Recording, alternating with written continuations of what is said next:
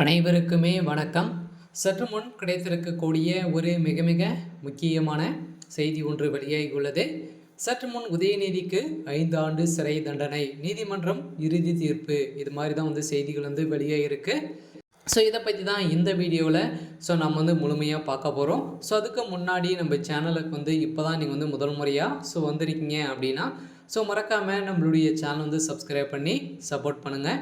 So வாங்க வீடியோக்குள்ளே போகலாம். ஸோ பார்த்தீங்கன்னா இப்போ பார்த்தீங்கன்னா உதயநிதி ஸ்டாலின் அவர்களுக்கு பார்த்தீங்கன்னா 5 ஆண்டுகள் சிறை தண்டனை வழங்கணும். இவர் பார்த்தீங்கன்னா ஒட்டுமொத்த கதையும் முடிக்கணும் அப்படின்ற மாதிரி பார்த்தீங்கன்னா இப்போ பார்த்தீங்கன்னா பேச்சுவார்த்தைகள் நடந்து வரும் நிலையில் தான் பார்த்தீங்கன்னா இப்போ அதிரடியாக நீதிமன்றம் போட்ட அதிரடி தீர்ப்பால் தான் இப்போ உதயநிதி ஸ்டாலின் அவர்களுக்கு இறுதி தீர்ப்பாக பார்த்தீங்கன்னா வழங்கியிருக்கும் சம்பவத்தினால தான் ஏற்கனவே பார்த்தீங்கன்னா உதயநிதி ஸ்டாலின் அவர்கள் சனாதன வழக்கு சிக்கிய சம்பவத்தினால பார்த்தீங்கன்னா வட மாநிலங்களில் பார்த்தீங்கன்னா நிறைய மக்கள் அனைவருமே பார்த்தீங்கன்னா அவருடைய இந்து மக்கள் அனைவருமே ஒன்று திறந்து இவருக்கு பார்த்தீங்கன்னா எதிர்ப்புகள் தெரிவித்து வந்திருந்த நிலையில் மத கலவரங்களை செய்யக்கூடிய அளவிற்கு பார்த்தீங்கன்னா உதயநிதி ஸ்டாலின் அவர்கள் பேசிய சம்பவத்தினால தான் பார்த்தீங்கன்னா இப்போ இவருடைய ஒட்டுமொத்த கதையை முடியக்கூடிய அளவிற்கு இப்போ அவருக்கு 5 ஆண்டுகள் சிறை தண்டனை வழங்கியிருக்கிய சம்பவம் பெரும் அதிர்ச்சியை ஏற்படுத்தியிருக்கு.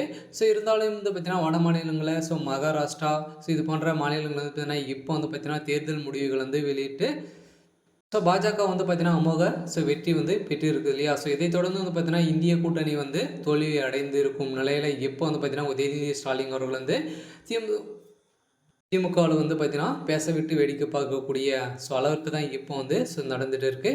இதை கண்டித்து தான் பார்த்தீங்கன்னா பிஜேபி அதிரடியாக களத்தில் இறங்கி இப்போ தமிழகத்துடைய மாநில தலைவர் அண்ணாமலை அவர்கள் இப்போ எதிர்ப்பு தெரிவித்து இப்போ உதயநிதி ஸ்டாலினுடைய ஒட்டுமொத்த கதையை முடியக்கூடிய அளவிற்கு இப்போ நீதிமன்றத்தில் இவருடைய வழக்கில் பார்த்தீங்கன்னா இறுதி தீர்ப்பாக தான் வழங்கியிருக்காங்க. இதன் அடிப்படையில் ஏற்கனவே ஆனந்த் வெங்கடேஷ் அவர்கள் பார்த்தீங்கன்னா ஒரு நேர்மையான நீதிபதி அவர்கள் இல்லையா. அதனால் பார்த்தீங்கன்னா நீதிபதி அவர்கள் போட்ட உத்தரவால் தான் பார்த்தீங்கன்னா அவருடைய சனாதன வழக்கு முதலில் பார்த்தீங்கன்னா இவர் விசாரணை இவர் தான் எடுத்துக்கொண்டார்.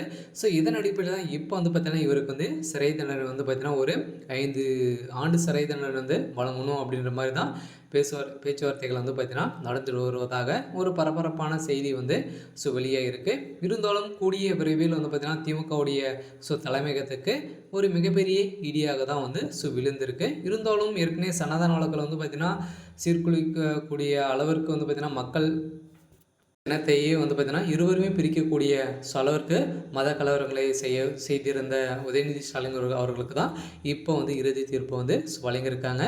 இருந்தாலும் என்ன நடக்க போகுது அப்படின்றத வெயிட் பண்ணி பார்க்கலாம்.